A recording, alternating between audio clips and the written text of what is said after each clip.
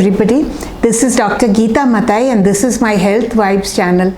Today we are going to talk about the size of babies and fat babies. Everybody loves chubby children. They look very cute. But when a parent has a slim child and another parent has a chubby child, especially around the age of 3 or 4 months, then the parent with the thin child feels very sad. But remember one thing, the rate at which your child needs to grow healthily is determined by the birth weight.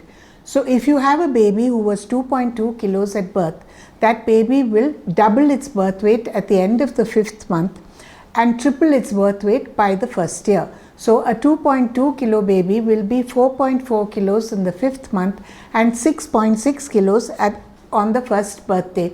If you take this in contrast with a child who was 3.5 kilos at birth, the child will be 7 kilos at 5 months and almost 10 kilos, 10.5 kilos on the 1st birthday.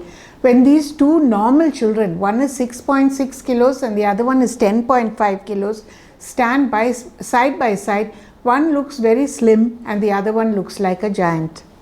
Now, many parents want to have a chubby baby, so they try to interfere and accelerate this rate of growth by force feeding the baby with bottle feeds. They decide, oh, breastfeeding is not enough, though it should be exclusively given to a child for 180 days. So they also give some bottle feeds and they don't reconstitute the formula properly. They add extra powder in an effort to make the baby gain weight faster. The other thing is, a child should not be offered solids or anything other than breast milk for 180 days. But in an effort to make a child grow and become fat, they start weaning the child by the end of the 3rd month itself. They buy weaning foods with a high salt content and they do not reconstitute the weaning food properly. If a child is fat or obese, it may look very cute, but it is going to grow into an unhealthy adult. How do you decide if your child is fat or not? The immunization card has a scale on it on which you can plot your child's weight and see where it falls, whether it falls in the normal range or not. Once a child has crossed and over into the teenage years, the BMI can be calculated. This is the weight divided by the height in meters squared, and it should be 23. Children who are obese have a disadvantage from early life itself. They are not as active as their other peers. When they go to school, they do not do well in sports. They are not taking part in dance and other activities. They get ignored and neglected, and this impacts their personality. Also, children who are fat tend to not have any interest in life other than sitting and watching television, tablets or cell phones. Unfortunately, parents encourage this because it means that the child is quiet and does not need any supervision. Girls who become fat have a very severe disadvantage because they also tend to develop PCOD or polycystic ovarian disease. So almost 60% of the teenage girls now have PCOD. They are obese and they have a hairy face, they have pimples and they have a very bad figure. They lose the hair on the head and what is lost on the head comes on the face. Their menstrual cycle becomes irregular and they cannot get nice clothes or wear nice clothes because their size is too big. Obese children and obese teenagers grow into obese adults who are unhealthy and develop metabolic syndrome, diabetes, hypertension and other lifestyle diseases. Many even have heart attacks in their 20s and their 30s. Girls who are obese grow into obese women with irregular menstrual cycles and infertility with all its expense and complications.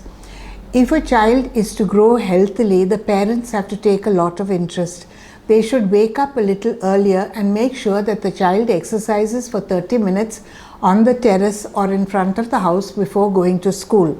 Schools are supposed to concentrate on the child's health and there is supposed to be a games period at least twice or thrice a week. But most of the schools do not have this games or PT period and they use it for extra studies and for coaching. Schools are more interested in academic performance and in the state rank for the child and for the school, and also in the competitive exams. So as soon as the child comes home from school, they are immediately fed something and forced into a tuition or a coaching class. There is absolutely no physical activity. The parents should get up a little early and make sure the child has at least 30 minutes of physical aerobic activity before going to school in the morning. That takes care of some amount of exercise for the whole day. During the summer vacations, it's a very good time, 1.5 to 2 months, and the government has the Sports Authority of India, which has coaching in various sports and various activities. Unfortunately, parents do not take the time or make the effort to take the child to these coaching centers, and instead they are either studying for competitive exams or sitting in front of the television. Parents are responsible for the child's healthy lifestyle and future health. And if a parent exercises, then the child is likely to follow his or her example and exercise. If the parents are very inactive and just sit in one place and say, run, run, run to the child is not going to run, because he or she sees no benefit in doing it. The parents are not doing it. Why should I? Let us all try to get at least 30 to 60 minutes of physical activity into our lives so that we have a healthy country. And remember, children nowadays not only need sports, they also need martial arts for their self-protection. Thank you. This is Dr. Gita Mathai signing off. This is my Health Vibes channel. If you liked what you heard, please subscribe to my channel and press the bell button. The same content is available in Tamil. Thank you.